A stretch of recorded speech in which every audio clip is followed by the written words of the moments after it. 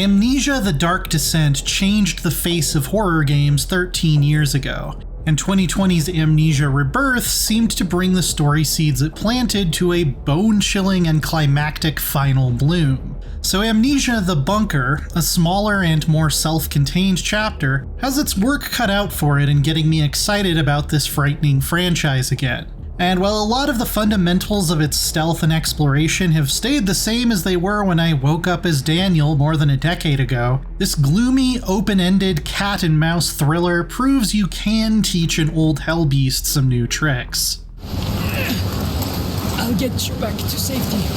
Just hold on to me. Set in a dim, doomed World War I bunker in 1916, we take on the role of a French soldier who's wounded in battle, and wakes to find the exits destroyed and nearly all of his comrades in arms slaughtered by something lurking in the dark. The first and biggest shakeup to the usual Amnesia routine is that the entire bunker, which feels bigger than it looks on paper, is available to explore from fairly early on. Similar to Metroid or Resident Evil, you'll have to track down a small arsenal of tools to access certain areas and progress the story, but you're given very little direction in terms of where to go next. This helps to build tension, because every expedition out of the lamp-lit central safe room is a drain on your very limited resources, and probably your resolve too. Whereas most enemies in other Amnesia games are scripted to patrol a specific area in a specific way, the bunker takes a refreshing page out of Alien Isolation's book and features a single ever-present threat called the Stalker that lives behind the walls and above the ceilings of your concrete prison. It's attracted to noise, which can be anything from running to firing off a weapon to using your hand-cranked flashlight. The fact that its behavior is somewhat unpredictable dials up the dread and adds some much-needed dynamism. And you'll know when you've gotten its attention by scraping and growling that use effective sound design to further fuel your paranoia.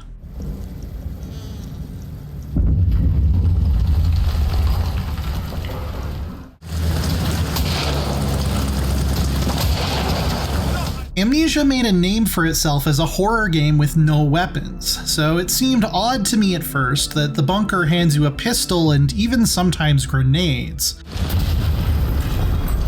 But the joke was really on me, as these can, at best, make the stalker leave you alone for a few minutes. Munitions are situationally useful, but ultimately end up making the foe even scarier. After all, what's worse, a monster you can't fight at all, or one you've seen take a bullet to the face and merely get a bit annoyed?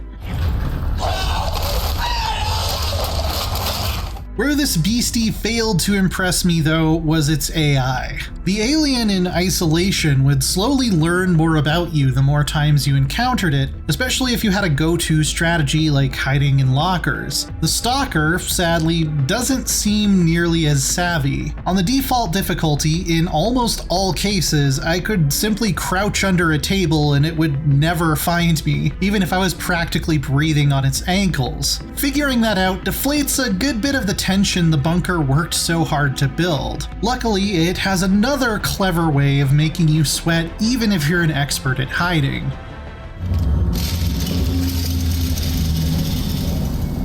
See, the whole bunker is powered by a central generator that guzzles down fuel like a thirsty elephant, and there's only so many refills available on the whole map. You can explore without the lights on, but it's very bad. The stalker is free to roam the halls in the darkness, whereas it would normally stay in its tunnels until it detects you. Worse, your only reusable source of light is that stupid flashlight that makes a bunch of noise and alerts it to your position.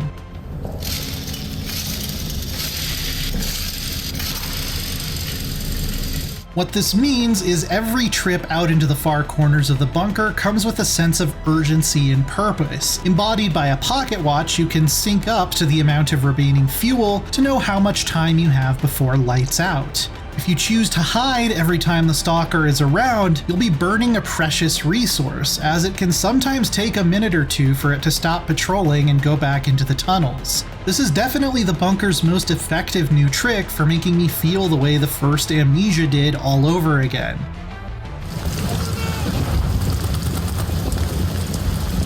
The story is a relatively simple one, especially compared to the interdimensional cosmic nightmare that was Rebirth. A timeline of events slowly comes into focus, as you find notes written by the various enlisted men and officers who once called this box a home away from home. There is a fairly clever twist toward the end that managed to subvert my expectations as an Amnesia veteran. Whereas the past games have largely been about remembering and coming to terms with your character's sins, that's merely a prelude to what the bunker actually has in store. There are certainly some little peeks into the larger Amnesia universe, but I found it refreshing how much smaller and more self-contained this tale is. If you did play Rebirth, you'll be rewarded by understanding the context behind some of the weirder stuff that shows up. And if you didn't, you'll get to be surprised and perplexed by these moments in a way I wasn't. Then you should probably go play Rebirth so you can understand what was actually going on. I found the ending itself extremely predictable though.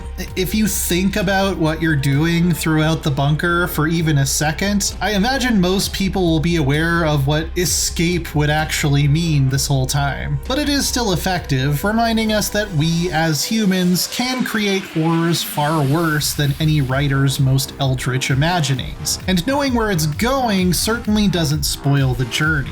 As a final little twist, a lot of stuff in the bunker, including the monster's behavior, locker codes, and the location of some key items, are semi-randomized on every playthrough. This is supposed to keep things interesting if you decide to replay it. I didn't feel like there were especially compelling reasons to do so, but it's nice to know that if I ever get the itch that I won't just be speed running through the same route again.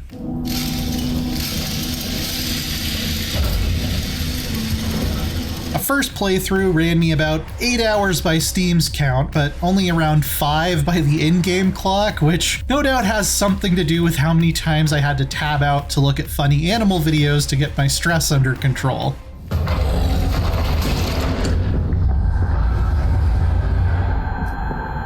There's also one irritating little technical issue. When transitioning between areas, the screen hangs as it loads in, sometimes for up to a few seconds, and even when installed on a fast SSD. Considering these areas aren't very big and developer Frictional's games don't exactly look like Crysis, this seems poorly justified.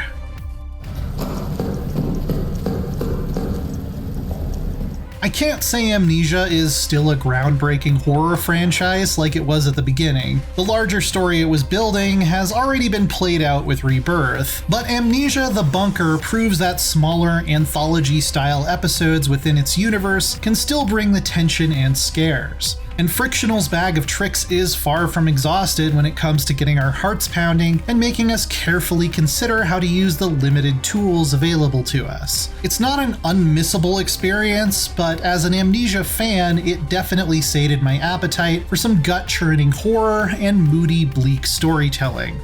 If you're still not ready to get out of hell, check out our reviews of Diablo 4 and Gollum. And for everything else, keep it right here on IGN.